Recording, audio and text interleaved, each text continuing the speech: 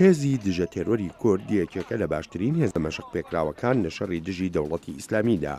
ئەم هێزە ساڵی 2002 لەلایەن لەشکری ئەمریکاوە پێکهێنراوە تا شەڕی دژی تونڕەوەم بکە لە شاخەکانی هەرێمی کوردستاندا. سەرکردەی ئەم هێزەش بڕوای بە گرنگی ناسینێکی باشی دوژمن هەیە. جیاوازی هەیە لە نێوان جەنگاوەرە خۆجی و بیانەکاندا. هەندێک لەوانەی ناوخۆ دەستیان داوەتە چەک لەگەڵ دەوڵەتی ئیسلامیدا.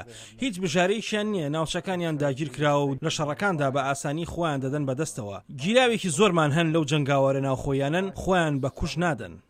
یەکێک لە استراتیژیەتەکانی ئەم هێزە هەبوونی پێویستیە بە زانینی لایەنە دەرونیەکانی دانیشتوانی ناوچەکان، هەرچەندە ئەم هێزە هێزێکی کوردیە بەڵام تێگەیشتنێکی هەیە بۆ کارکردن لەگەڵ عەرەبی سوننە. شان بەشانی بڕیارە لەشکریەکان پێویستە هەندێک هەنگاویش لە پرۆسەی سیاسیدا بنرێن. پێویستە هەندێک دڵنیاییش بە سوننەکان بدرێت کە هاوبەش دەبن لە ئایندی عێراقدا و پێویستە بەشداریش بن. هاوکاتی ئامادەکاریەکان بۆ ئۆپەراسیۆنی ئازادکردنی شاری مووسڵ ژمارە لە یەکە لەشکریەکانی عێراق نێردراون بۆ ناوچەی مەخمود لە نزیک شاری هەولێر. لەگەڵەوەشدا لە نێوڕای گشتی کووردا هێشتا ئەگەر و نەگەری بەشداری کورد لەم شەڕی ئازادکردنەی مووسڵدا یەکلا نەبووتەوە، بەڵام گەورە کاربەدەستانی عێراقی بەشداری هێزی پێشمەرگە بە پێویست ناودێر دەکەن. پێشمەرگە بەشێک دەبێت لە هێزە عێراقیەکان و هێزە ئاسایشەکانی تر و هاوکاریەکی زۆریش لە نیوان ئەم هێزە و هاوپەیمانیەتی نێونەتەوەییدا هەیە. ئەوەش کە پەیوەندی بە ئەگەر و نەگەری بەشداری هەشتی شعبیەوە هەیە دەکەویتە سەر بڕیاری سەرکردەی هێزە لەشکریەکانی عێراق. ئەگەر بزانێت پێویستە ئەوە بەشدار دەبن و ئەگەریش پێویستی نەکرد ئەوە بەشدار نابێت.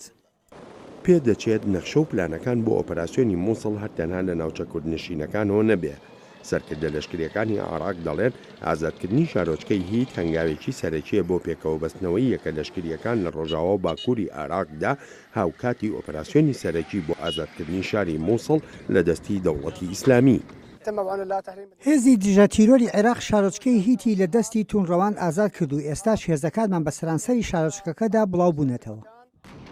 کاتێکیش لەشکری عێراقێکی بەرایی دەست پێکرد بۆ گرتنەوەی مووسڵ، زۆرێکە بوون بە گومانەوە باسییان لە ئامادەیی لەشکر دەکرد و هەر لە ڕوانگەی توانایی لەشکریەوە لیان نەدەڕوانی، بەڵکو وەک دۆسەیەکی قەیرانی ئاینزاییش تەماشایان دەکرد. هەرچی هێزێک بڕات بۆ ئازادکردنەوەی مووسڵ دەبێت لەلایەن سوننەکانەوە پەسەند بکرێت. شکست پێهێنانی دەوڵەتی ئیسلامی هەرتەنها بە دوورخستنەوە نابێت لە مووسڵ، بەڵکو بە لە ڕێگ و ڕیشەوە هەڵکێشانی ئەو پشتیوانیانەیە کە لە مووسڵ هەیەی.